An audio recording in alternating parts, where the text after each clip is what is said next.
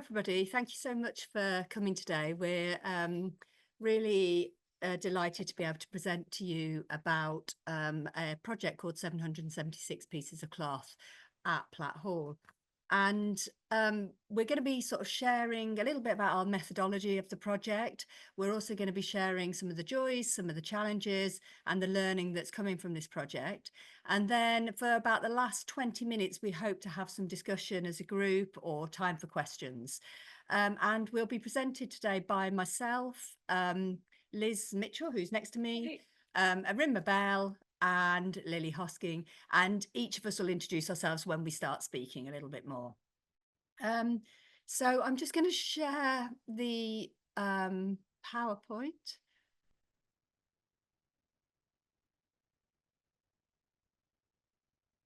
Okay. And can everybody see the full screen here? Yep, brilliant. Just to double check. Okay, so Liz is actually going to start us off. And over to you, Liz. Okay. Hi, everyone. Thanks for joining us today. So my name is Liz Mitchell, and I am the lead person for the development of Platt Hall, which you can see on screen. So Platt Hall is part of Manchester City Galleries, along with Manchester Art Gallery and Queen's Park Conservation Centre. And it is an 18th century house commissioned and built for a textile merchant, John Lees. You may have encountered it as the Gallery of Costume, which it was for 70 odd years until 2017, after which point it closed for various reasons, and since then has been part of a project called Platt Hall In Between, which has been a project to really rethink the purpose, identity and usefulness of this piece of really significant heritage in the city, but within a neighbourhood that is very culturally diverse, is very vibrant, but also has a lot of challenges. So Platt Hall now is a house that is in development as a community creative space that uses the collections that have lived here for a long time, but also draws on the wider collections of Manchester City Galleries to promote social inclusion, belonging and health and well-being in the neighbourhoods of South Manchester in which it sits. So that's a little bit about Platt Hall, the context for this project.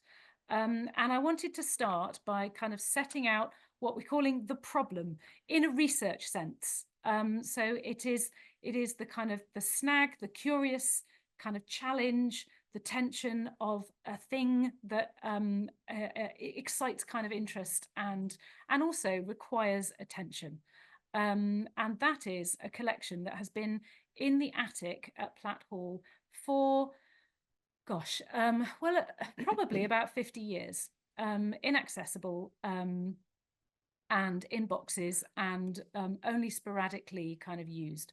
So just for the slide, for the purposes of the slide, there's just a little image there that shows some examples from this collection. What has been known colloquially within our organisation as the West African Textile Collection. What it actually comprises is an archive of factory-produced textiles made at a mill in Manchester in the early 20th century for export to Western Africa, along with a smaller number of hand-dyed and printed lengths of cloth made across several West African countries, collected by Manchester traders and manufacturers of the late 19th and early 20th centuries. It's part of a bigger textile collection. Obviously, Manchester is a textile city, but Manchester City Galleries is not particularly known for its textile collections. So this collection is actually very little known, but it is part of a bigger collection that is global in scope of textiles, lengths of fabric, fragments of garments, trimmings and accessories that have been collected at Manchester by Manchester City Galleries over the past 100 or so years. So the project 776 Pieces of Cloth focuses on this particular group of textiles to conduct comprehensive research and understand the significance of the collection, of the textile collection within the context of Platt Hall as an 18th century textile merchant's house. So the problem. This collection has been in storage, as I said, for most of its gallery life. It is atrociously poorly documented, unphotographed and poorly housed, making it difficult to access and at risk of irreversible damage. Now, on the one hand, why is that so? It is that's to do with prioritization of collections, hierarchies of value, what is deemed most important, most significant, most valuable, what needs most attention, what's had most curatorial interest over the years, all sorts of reasons why some things are prioritized when you've got a collection of over 50,000 items. But similarly, the fact that it is barely documented, unphotographed, and poorly housed renders its value diminished because nobody knows it's there. Nobody understands what it is. Nobody knows why it's here, and nobody can access it to find out. So on the right-hand side of the screen, you'll see an image of the boxes that it's stored in. These are not fit for purpose. They are full to the rafters. They are no longer, I think they are inert, but they're falling apart.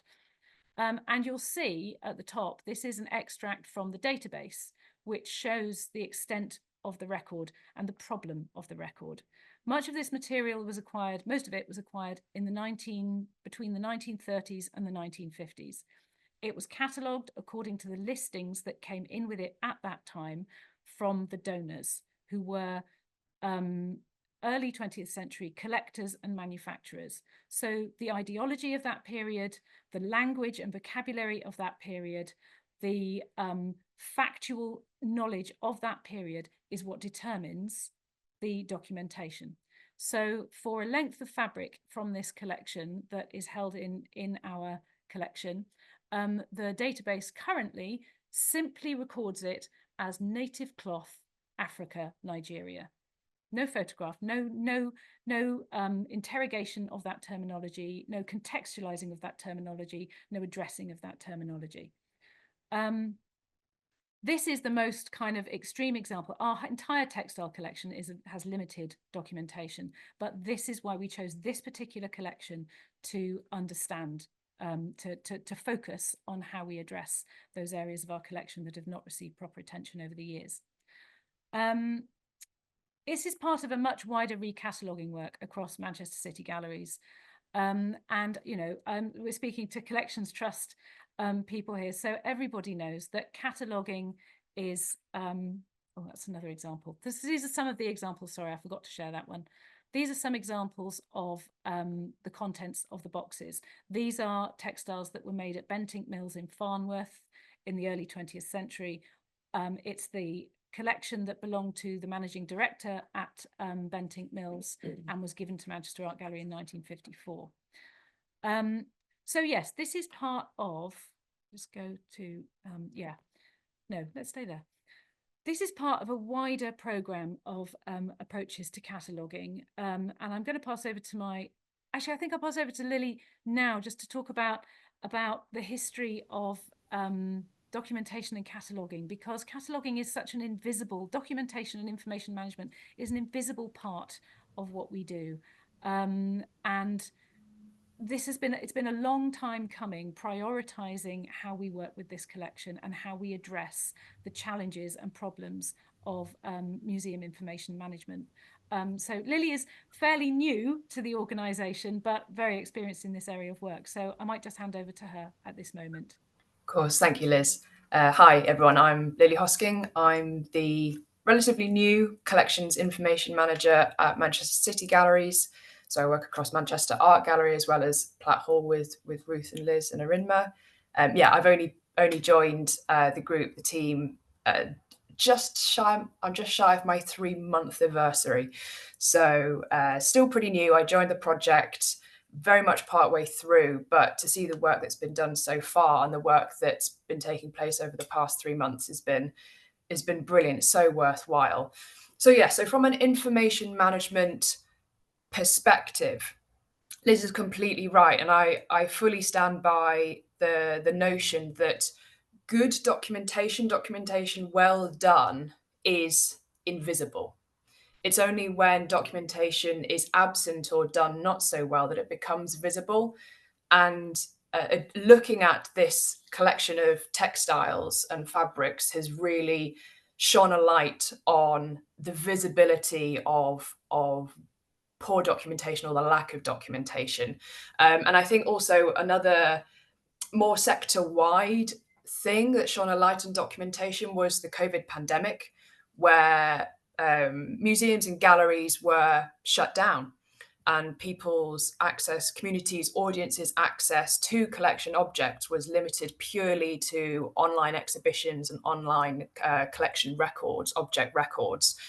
And as such, these interactions were limited to the information that museums and galleries held about those objects, which, as Liz pointed out, can be uncomfortably slim or problematic on many levels, with objects not having photographs or having their descriptions stemming from the original donor information, which can be nearly 100 years old and can be problematic on many levels. So from our perspective, from the galleries and Platt Hall's perspective, to have this really rich collection, this really rich assemblage of works, to be reduced to native cloth online without an image, was something that really, really needed attention and warranted the resource to address this more deeply.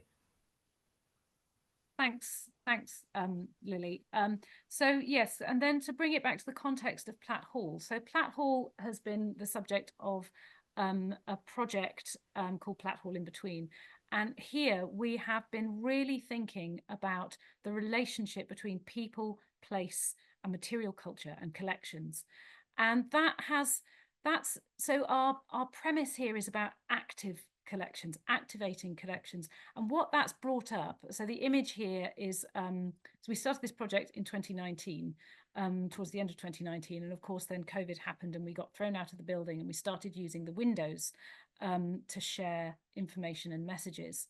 But I think the project Platt Hall in Between and the notion of active collections really draws attention to the way that material culture, the material things mean, and the restrictions of the kind of database culture, the grid of the database, which Lily and I were talking about this yesterday. The structure of a database sets the questions that you ask of an object.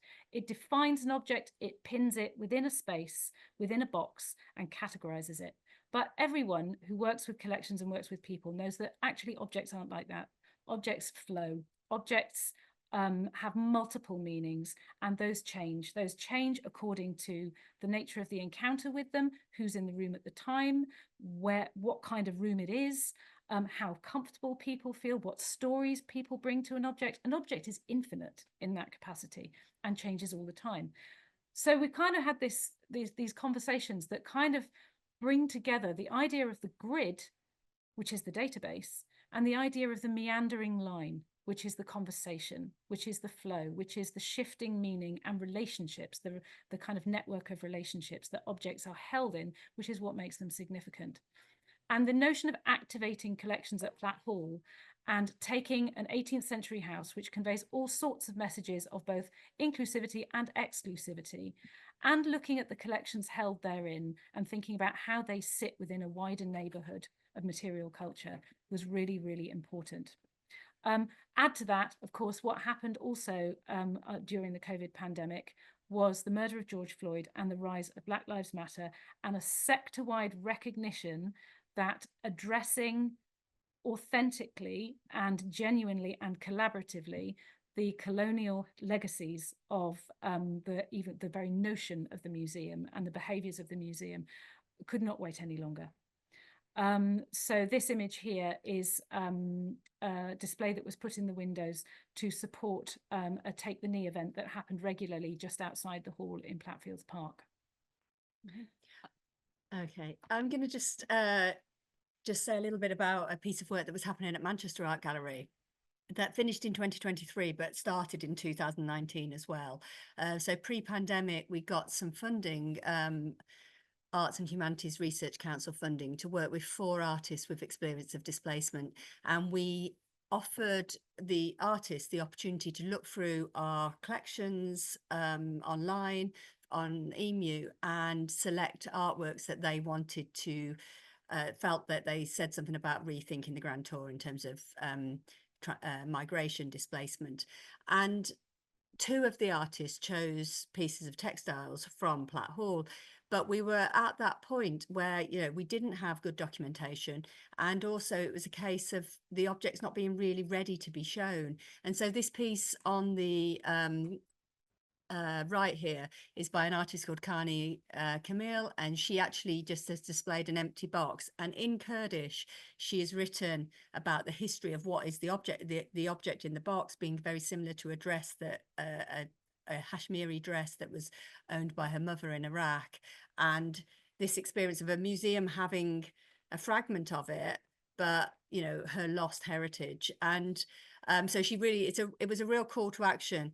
Also, another artist called Kofo Kago chose a piece of Nigerian textiles from the collection that we're looking at. But again, it was a real call to action in that we really needed to address some of the issues that they were raising around knowledge, use. It was very much that we would get out the boxes, share them and put them away again, but not actually do the groundwork that needed to be done, because we were we were on a conveyor belt of exhibitions and programs. Also, Labaina Himid used the West African textiles for her commission in 2010, where she created 4 new artworks. 2 of them are now in our collection. And again, she commented on, you know, this collection needs to be prioritized within the organization. So it's about better long-term access and use for both physically and digitally for people living near and using Platt Hall. And so Liz has already referred to quite a lot of the programs, and we're just going to ask Arimma actually to sort of talk about her perspective as a local resident in a moment. But do you want to just say anything about this slide? Just to say that so where we are currently is that Platt Hall is not open to general visitors as a museum, but it does have a really strong community engagement program, and you can see elements of this are creative making, but also exploring the collections. And the global nature of the collections and the global nature of the cultures that live around Platt Hall are kind of informing our approach to how we work with collections collaboratively and collectively, and also thinking about how we develop culturally appropriate systems of knowledge rather than imposing a predetermined museum system of knowledge, and how we can work to kind of overlap and map the different approaches to understanding and knowledge to create a body of kind of supporting information for this collection that will render it accessible in the future. So over to Arimma. Okay. Good morning, everyone. It's still morning, yeah. My name is Erin Mabel. I'm a community peace activist. I'm also a local councillor for the Moss Side Ward, a Labour councillor, and I also chair the Children and Young People Scrutiny Committee. And so, you know, as a community member who was born not very far away from actually Platt Hall and used to visit there a lot when it was the fashion gallery, you know, as a youngster, I feel it's really important that, you know, we still keep the connection to fabrics and materials. But, you know, when it comes to the West African fabrics, you know, it's really important for me, being a Nigerian, you know, a Nigerian born in Britain. So I recognized a lot of the fabrics. We still use a lot of those types of fabrics. For us, they're like part of our living culture. So I think it's really important that, you know, we do tell the correct stories around the fabrics, around the materials, and understand, you know, maybe where they've come from and how they actually came here, because that's been a real interesting, I mean, I know we'll talk a bit more about that, but it's been a real interesting finding journey, you know, searching journey, looking at how the fabrics even ended up here and the journeys that they took.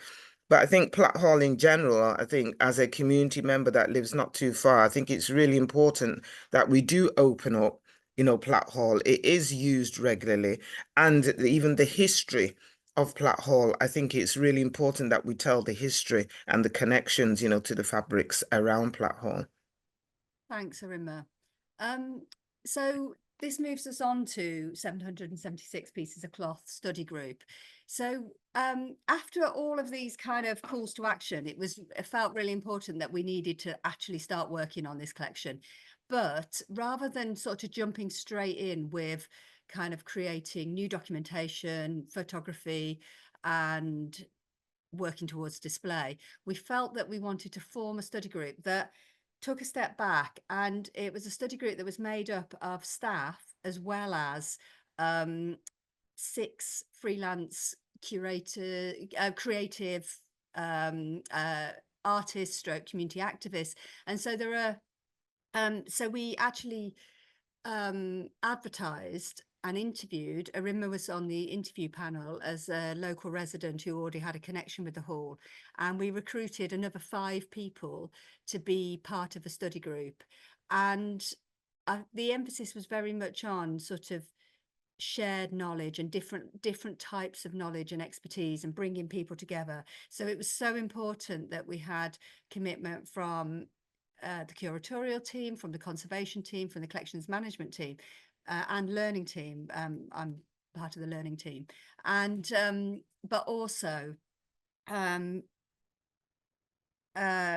equal kind of democratic kind of agency from freelancers. So we have we do pay the freelancers a freelancer's going rate. So and that's really important. There was a sort of slight kind of conversation about could we have volunteers, and it was like an absolute no. This is about people's actual experience, lived experience, but also knowledge and life experience, work experience, lots of different levels. So it was an absolute no to actually having volunteers. It was a paid role. And so the study group conversations have all been recorded and transcribed, and then are being used to help us understand how we value this collection, resite it, resituate it within the hall, and its future use. And you can see across here at the bottom an image from each person with a quote. I won't read them all out now. But you can find it on the website. Yeah, you can find it on the website. One of the things that we did really early on with the study group, and it came from a member of the study group, Mamuna, was an idea to have a Padlet that was a sort of shared space for putting in documents. So it's not the archive, it's the it's almost like a sketchbook. It's a kind of process, but everybody can add things to it, inspiration photographs, but also the transcripts go on there. So it's a kind of shared space, but it's a democratic voice, and it really does sort of shift the agency. And we're actually in a phase 2 of the, so if we just go back to the previous slide, the first phase was around looking at the textiles and developing a framework. And it became really apparent in about session 2 that we hadn't actually researched the archives that went with this textile collection, that some are housed at Manchester Art Gallery, some are housed at the British Museum, and some are housed at John Rylands Library. And so it was really important that we then had a sort of second phase of research in the archives to get the full picture, really, the full context. And so we're in that phase now. We've actually got funding from the Simon Industrial Fellowship at University of Manchester. So the phase 1 was to really look at the textiles, and there are 4 parts to the collection, 4 different acquisitions, yeah. But also in phase 1, which was absolutely brilliant, was we actually went to Bentinck Mill where the textiles were made, and it's now actually a baby wear kind of factory stroke design, and the actual factory is in China now. But so we went and visited and spent a day with the staff, and you can see here the mill in the background there, which was just amazing. And it kind of, as Arimma said recently, it joins all the dots together. So I'm actually going to pass back to Arimma to just give a few reflections now on being part of the study group. Yeah, I mean, being part of the study group, it's actually been really eye-opening, and it's been fantastic. It's been great to listen to even the other conversations from the other members involved, listen to their conversations around fabrics. We're not all originally from the same countries, we're from different parts of West Africa. And, some of the fabrics we all recognize, but we use in slightly different ways. Some of the fabrics we've even experienced how they've been made, especially the tie and dye and the weaving, on looms. Some of us have seen that happening. Some of us know it still happens. We use the materials for different ceremonial, things or celebrations. So it's been really good. I think we always have very rich conversations about the fabrics, about the material. And for me, that's good because that shows that, it's still part of our living culture.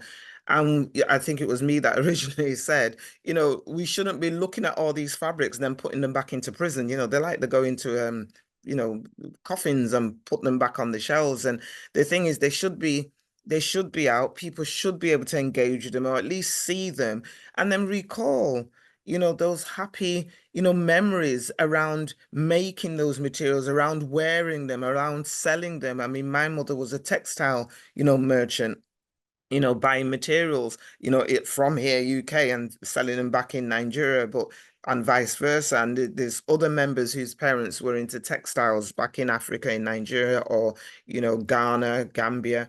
And I think, and I've noticed as well, we always try to wear a piece of African material whenever we come to these sessions, which is really good as well, just to show that we still wear all these fabrics, and I think the stories, the conversations we've been having around the materials, how they're used, how they're not used, or how we think they're used, and even the different colloquial, as in cultural language names that we have for the materials, even all those names, were coming out as to what we call these materials in the different countries. So I think that's why we were really keen to then go on, to have the visits to certain mills and places, because we were trying to understand, wow, how has this piece of material from West Africa ended up in a box, here in the UK? Was it made here? Were they replicated? And if they were replicated, where, how, why? It's been fascinating, really. And we've even said, even all our conversations, so the Padlet to use is great, because even all our conversations are recorded. And we've even said that even our conversations we're having need to form part of an archive, as to how we've reached, whatever we reach in the end, our conversations need to form part of the archive as to how we got there. So it's been really eye-opening. Thanks, Arima. I think that's a really good point, actually. Yeah. We are adding to the archive now. So the second phase, as I said, funded by Simon Industrial Fellowship. There has been about looking at the archives, and we're going to the British Museum because part of the collection came to Manchester Art Gallery and then went to most of it went to the British Museum, and we were left with the duplicates in 1933. Another part of the collection was donated by a manufacturer called Charles Sixsmith, and he gave his archive to the John Rylands Library, and we'd never actually gone to look at it. So actually he spoke he did 2 radio programs on the BBC, and so we went to look at his transcripts, which were at John Rylands. And so really doing all this contextual background research is absolutely key to understanding the context of the textiles today, ready for us to use, document, recatalogue. So this is actually a part of a conversation, and Arima's going to just share a little bit about it. Because I was going to say this, because I think just reading it, you probably need a bit more context as to what it was. But we were reading a lot of letters, actually, between Sixsmith and other people after he did this radio, what would you call it, broadcast back in the BBC, because I suppose it wasn't TV, it was a radio broadcast. And we were looking at letters that he'd written, and somewhere within it, we noticed that he referred to, the Africans as black traders, but then you notice that the word was crossed out and African was written, but then African was crossed out and native was written. So these native traders, and we had a conversation around language, that what were they trying to do? And I think we came to the conclusion that no, we didn't feel they were being racist, or derogatory. We felt that they were trying to describe the traders with the language that they knew then, and to describe them accurately, as native traders. They were also, and we picked that out because there were also references to the African fabrics being, this is what Sixsmith wrote, being distinguished and being beautiful. And he also talked in his letters about the fact that the flag, that's the British flag was to follow the trade. However, with Africa, the trade followed the flag. And he always talked about how beautiful the fabrics were, how some of them could not be replicated, and the ones that they did replicate, they knew would be of a lesser quality. He did refer one time to a piece of material that he managed to, get from someone, which was a family heirloom. I mean, he did actually write, he persuaded them to give him their family heirloom. So we're not quite sure about what he meant by persuaded. But anyway, he persuaded them to give them the family heirloom materials. And he actually stated categorically that had kept their color and design for years, and that they would not, that's the British, would not be able to replicate it, in the same way. They could only replicate a cheaper, a version of less. He didn't use cheaper, it was a version of less quality, which goes to show us that they did actually admire the materials, the fabrics. They thought they were beautiful. They admired them a lot. And there was something else he said that came to our attention. I'm trying to oh yeah, he said that the materials are a thing of beauty. Furnish, when he was referring to furnishing textiles, yeah, it's a thing of beauty. But honestly, we had lots of conversation around these letters, and we even were thinking, so if anybody online knows, where can we actually listen to this BBC radio conversation? We'd love to actually listen to his lecture, because it wasn't a conversation. He did a lecture, about his about the fabrics that he'd collected over time. And he actually stated somewhere, I'm trying to see where I wrote it, but he stated something about, oh yeah, the British consumer would not know the difference between good and poor quality. So he was actually saying that the African traders or the native traders did know, but the British consumer would not know the difference between good and poor quality, which we just thought, see, that just says it all. Our materials have a lot of quality, a lot of beauty, and they do keep over time, because even the ones that are in Platt Hall, they've been there for over 100 years. So yeah. Thanks, Arimba. It's really good to get a picture. All of these conversations throughout both phases so far have been transcribed, and we've been creating a framework, and you can just see a snippet of the framework here, but we've been creating a framework that's a shared document that we add to.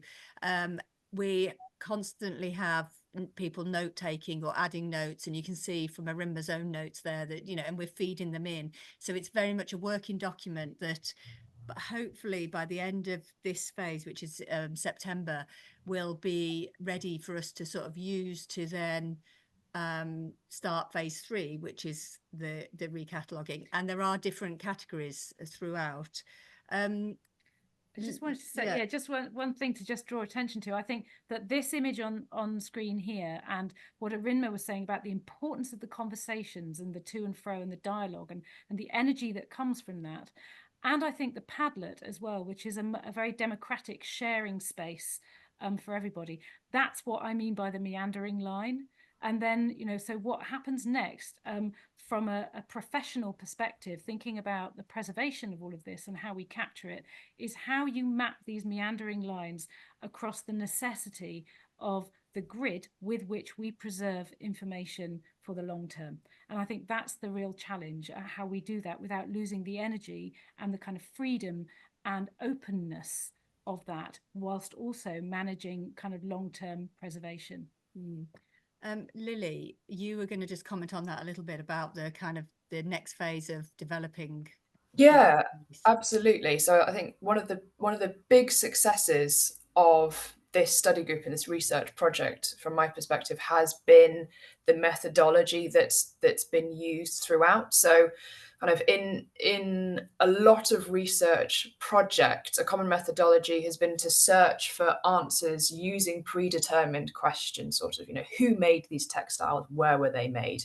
And this methodology, this more positive methodology, it sets research up to try and find a defined answer, which is not necessarily inherently problematic at all. But as Liz previously said and Ruth has said in this talk earlier, trying to answer predetermined questions restricts investigations and restricts explorations to a narrow group of actors and people, and can risks reducing these people to their kind of static functional value, and only really produces quite a thin, brief snapshot of the life of the object and the relationships surrounding them. Whereas the success of the research methodology of this group, this project, has been to take the slow cataloguing, to give space to the multiple narratives and realities that surround these objects, allowing the textiles to really speak for themselves, and for the textiles to pose their own questions rather than posing questions to them. And from that, the questions that we want to find answers to has become really apparent, which I think if we'd started out with these predetermined questions, we wouldn't have had the time, or given the time, or allocated the time to have these really rich conversations, to really, drill down into individual words, into individual crossings out, which can be really significant to give context to the overall relationships within these textiles. So from an information manager perspective, talking about the database and the CMS, we use our CMS is EMU. CMSs are typically structured into these hierarchies, into these grids, into these tables and fields, which predetermined categories and levels of information are inputted. So you can see how by the very nature of a CMS, it generally necessitates us finding answers, data, for the predetermined questions being the CMS fields. In fact, information and system managers often create data dictionaries to decide what category of information goes into which field in order to kind of keep control of information. But you can see how, through the very structure of a typical conventional CMS, the processing of this information and this research and trying to preserve it for future generations using a database as a single source of truth, we are at risk of undermining what has made the study group so successful. So one of the, and Ruth will go on to talk about this in the next slides, but I think one of the big challenges and opportunities for this group, and for me as information manager, is to successfully capture this dynamism, the meandering line within the grid, and to make sure that the conventional documentation approaches don't undermine the amazing work that's been done and the richness of the stories and the narratives and the relationships and the exchanges that have really been brought about and really been brought to life through this group. So it's, from my perspective, it's making sure that we, through good documentation, we also preserve the democracy and the openness and the parity of the information we've gathered. Thanks, Lily. And I think these two last quotes really sum it up. So this first one from Ehi, I think the tip of all of this is the co-creation of new knowledge. I think that's what's fascinating about what we're trying to do and what we are trying to do. And she talks about doing it in an honest and kind but genuine way. And then this quote here from Adele, I think what gives me confidence to be part of this group was coming and realizing that it wasn't going to be a particular date and time that we're finished, end of story. And so each time I come, it gives me confidence of what this wandering line might be and who will be invited or who might want to join this meandering cause. And so I think it's very much, it is a journey. I just want to share a few reflections before we open up for questions. So it has been a challenge to create focus time, but we've made it a project with funding. So we've had funding from Paul Hamlin and we've had funding from Simon Industrial.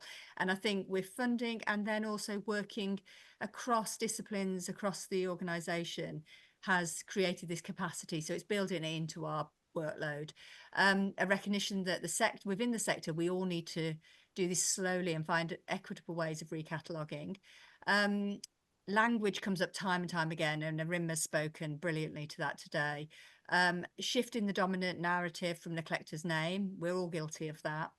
narratives that have been passed down from the museum through generations and not unpacked. And so then we repeat those narratives. So for example, 702 of the collection came from Bentick Mill. We've always talked about those being made in Manchester, but what we found is that actually a lot of it was source material from Africa, and working with the group to look at it, it was just obvious. And then the archives have absolutely backed that up. And then I think at the moment, through this archival kind of research, we're developing a better understanding of, sorry, I've flicked forward. Not sure what's happened there. A better understanding of the, oh, that's really odd. Let me,